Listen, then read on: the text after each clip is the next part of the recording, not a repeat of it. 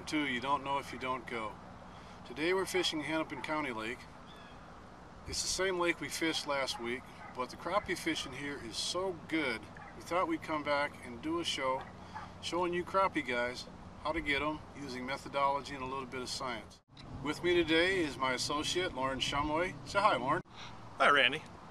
So thanks for taking me out again. I'm looking forward to catching more crappies this week, although the last time I went out with you I had to eat crappies for 5 days in a row, and I think I might throw most of them back tonight.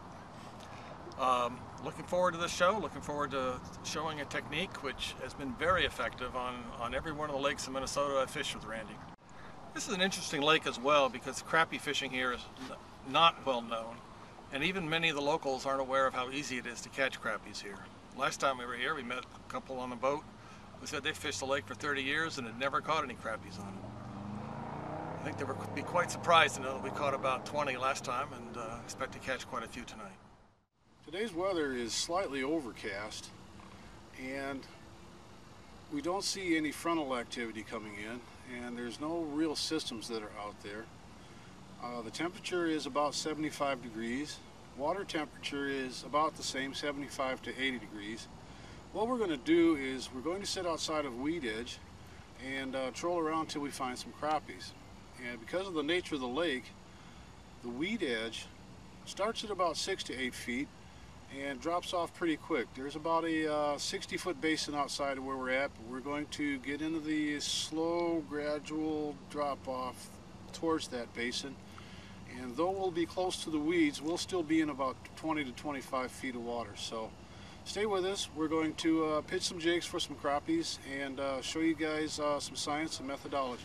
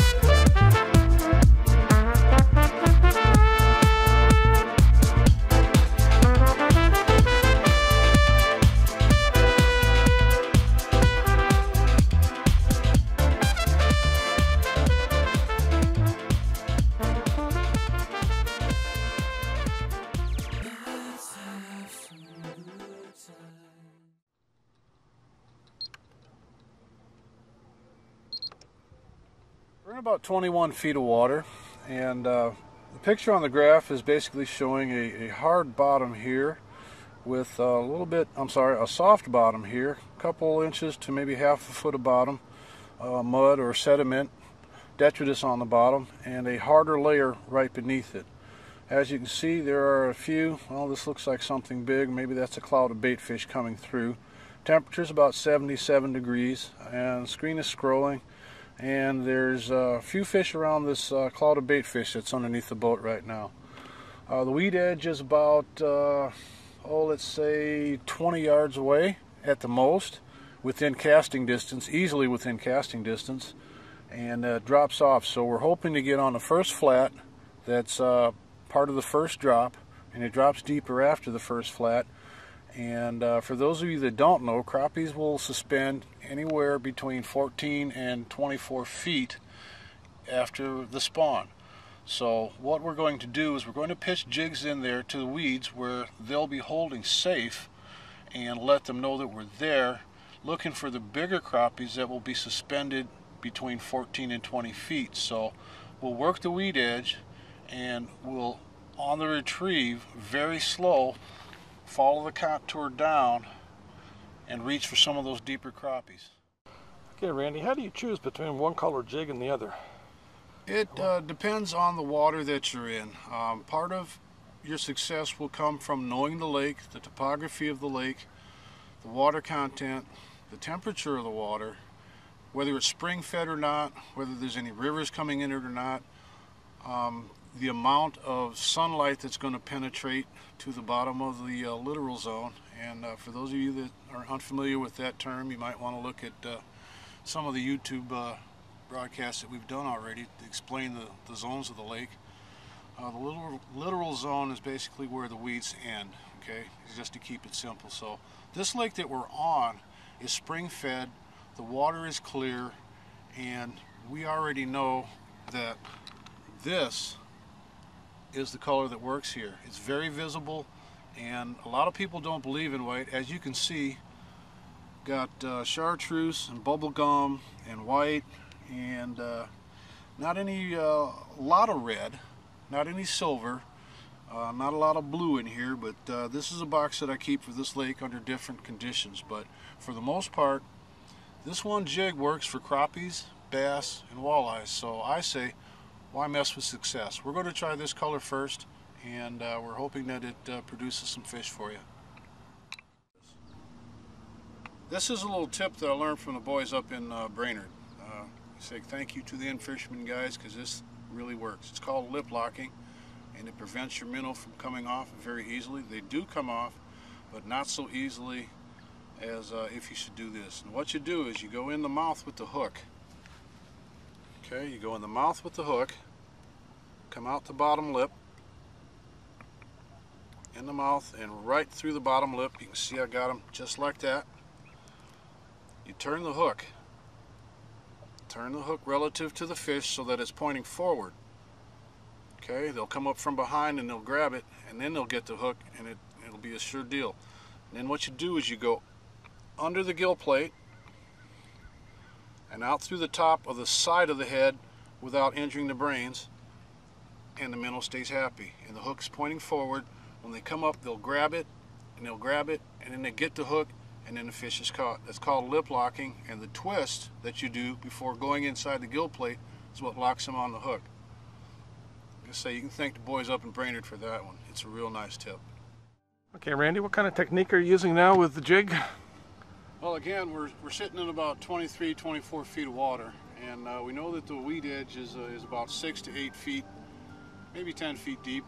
We're within casting distance, and we're working the weed edge, bringing it out, letting it sink down somewhat, working it real slow, and the crappies and the bass are just coming up and smacking us. So this is kind of what it looks like. Not a big cast, just a little flip. Slow retrieve. Let them know it's there, and hopefully you get a hit.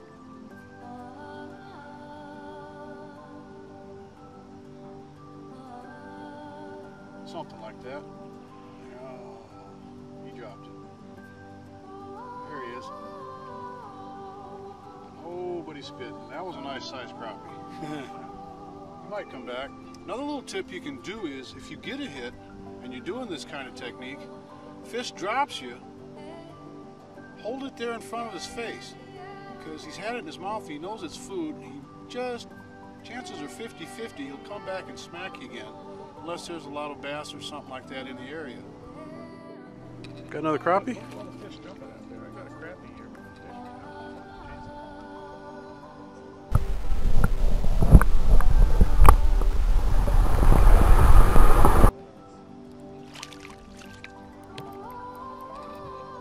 That's a nice crappie.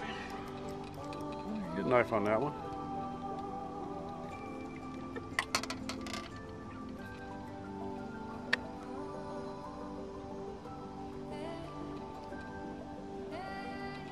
Do anything special for that one? No, nothing special. Just using this technique. Just jigging the minnow back. Caught it about 20 feet off the boat. You got another one on, Randy? Yeah, you know, it looks like it's double day. Yeah, two guys, 2 fish, 2 cameras. We've gotten a fish on almost every catch. Yeah. Oh, Hey, you know, the funny thing is, every time we've gone out, we've caught crappies. And you keep telling me that the locals can't catch them around here. You know, is that really true? It's kind of funny. every time we come out to this spot, so far we've run into somebody that's been fishing the lake and they don't even know that they can get crappies out here. Part of what this show is supposed to do to show you how to use these little 1/16 ounce ball head jigs and some fat heads. You know, Couldn't be much simpler than that. It's one of the best lakes in the area. So, folks, there's no reason why you can't come out in a canoe, a raft, anything. Sit out here in 20 feet of water without spooking the fish and just pound them. It's got to be the right time of day. It's not all day long. It's in the evening as the sun's heading towards the horizon. So, we're hoping that you can enjoy some of the success and bring some fish home for all years. All right, let's catch some more fish.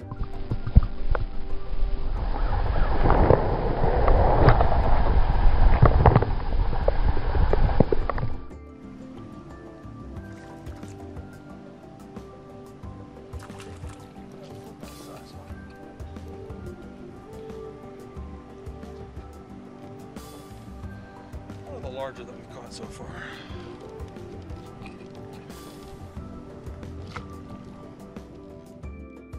Count of how many we've caught so far. This is probably about 10 apiece, maybe a little more. This is a baby, so I'm just going to throw them back.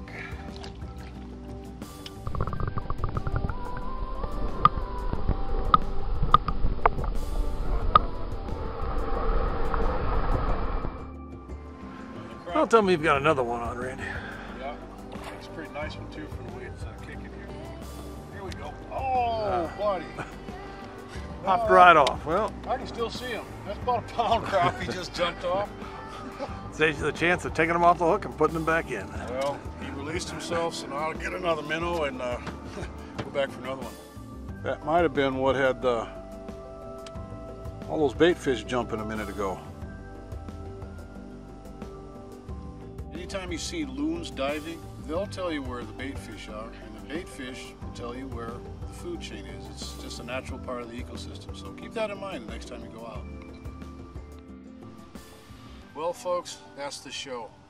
My associate had a hard time believing that you could get crappies in the summertime, but as you can see, it just ain't so. Join us next time on You Don't Know If You Don't Go.